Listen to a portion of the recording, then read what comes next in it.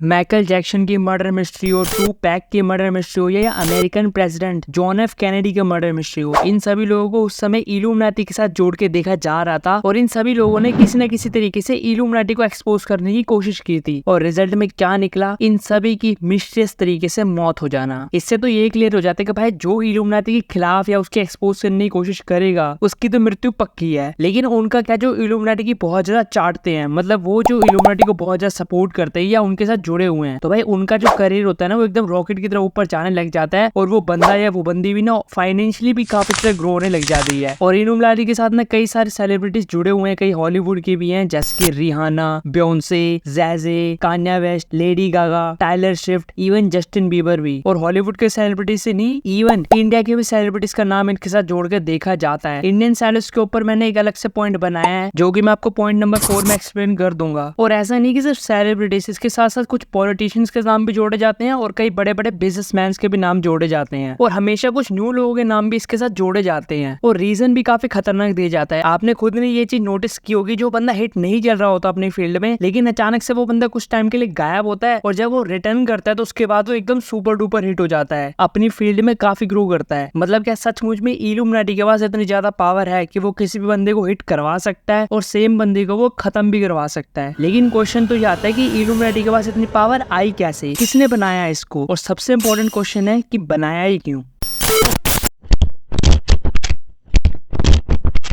तो जगह है इंगोलस्टेड, बवेरिया, जर्मनी, और ईयर है 1776 और दिन है मई 7 का। एडम वेस्टवुड नाम का एक आदमी अपने कुछ स्टूडेंट और अपने कुछ लोगों के साथ मिलकर एक ग्रुप ऑर्गेनाइज करता है जिसका नाम होता है the order of the illuminati, जिसने यूरोपियन सिस्टम को ना पूरी तरीके से चेंज करके रख दिया। स्टार्टिंग में इस ग्रुप में सिर्फ 6 या 7 लोग होते हैं, लेकिन धीरे धीरे इस ग्रुप में 3000 से भी ज्यादा लोग ज्वाइन कर देते हैं। और इस ग्रुप की आइडियोलॉजी काफी खतरनाक भी थी और काफी अच्छी भी थी, जिस वजह से कई सालों में यूरोप के अलावा ये पूरी दुनिया में फैल गया और पूरी दुनिया पे इसने कब्जा भी कर लिया। लेकिन क्वेश्चन तो ये आता है कि इस ग्रुप में बनाया क्यों गया और ऐसा क्या था इसकी आइडियोलॉजी में जिससे लोग काफी ज्यादा इन्फ्लुएंस हो रहे थे। मेन रीजन क्या था, इसकी बैक स्टोरी क्या है।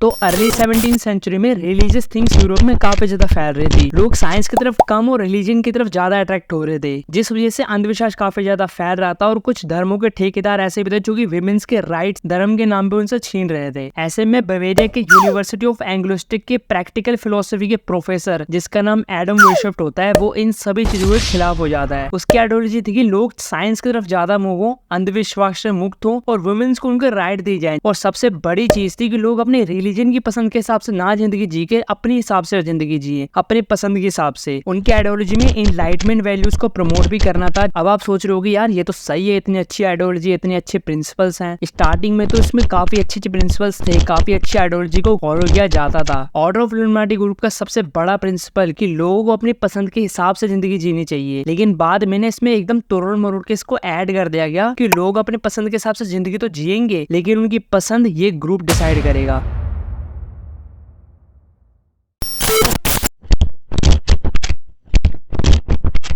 सबसे पहले इंडियन आर्टिस्ट जिनका नाम इस ग्रुप के साथ जोड़ा जाता है वो है अपने यो-यो हनी सिंह। हनी सिंह के हैंड से किए हुए एक्शन को इल्यूमिनाटी के साथ जोड़ के देखा जाता है। हनी सिंह ने खुद अपने इंटरव्यू में बोल चुके हैं कि हनी सिंह का करियर इतना ज्यादा अच्छा नहीं चल रहा था, उनको गाने लिखने पर क्रेडिट तक नहीं दिया जाता था। और जब मैंने खुद से ये चीज नोटिस की, जब हनी सिंह स्टार्टिंग में आए थे तब वो हाथों से अलग अलग टाइप के एक्शन किया करते थे, लेकिन जब उन्होंने इस टाइप के एक्शन शुरू किया तब से उनका जो करियर है वो पीक पे चला गया। और इस एक्शन को ना इल्यूमिनाटी के साथ जोड़ के देखा जाता है। मतलब क्या सच में इल्यूमिनाटी के पास भाई इतनी ज्यादा पावर है कि वो किसी भी बंदे को वर्ल्ड वाइड फेम भी दिलवा सकता है। मतलब क्या सचमुच में इसके पास ग्लोबली पावर है? आखिर इसके पास ऐसा क्या है?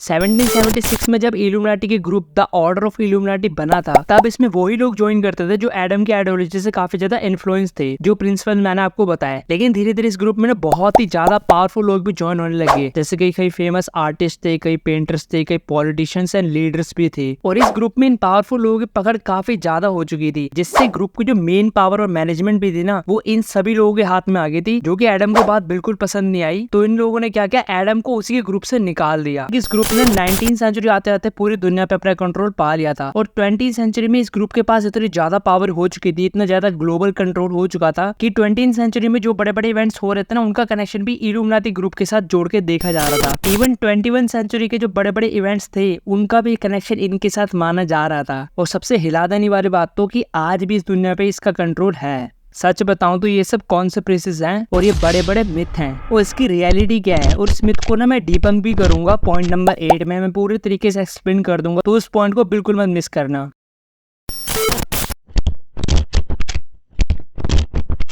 जब एडम को उसके ग्रुप से निकाल लिया गया ना, उसके बाद से भाई इस ग्रुप में ना कई ज्यादा लोग अगेंस्ट हो गए, बिकॉज जो ग्रुप के जो मेंबर्स थे वो ग्रुप के प्रिंसिपल्स ना गलत तरीके से यूज कर रहे थे। और ग्रुप ने तो टर्न तब लिया जब इसी ग्रुप के जो मेंबर्स थे वो आपस में लड़ने लगे पावर के चक्कर में। और बात तो तब आगे बढ़ गई जब अपने ही मेंबर्स पावर के लिए दूसरे मेंबर्स को किल कर रहे थे। इस वजह से काफी जो पावरफुल मेंबर्स थे या जो पहले के मेंबर्स थे उन सब ने इस ग्रुप को छोड़ दिया, जिस वजह से ये ग्रुप खत्म हो गया। लेकिन फिर वो सब क्या है जो मैंने बताया।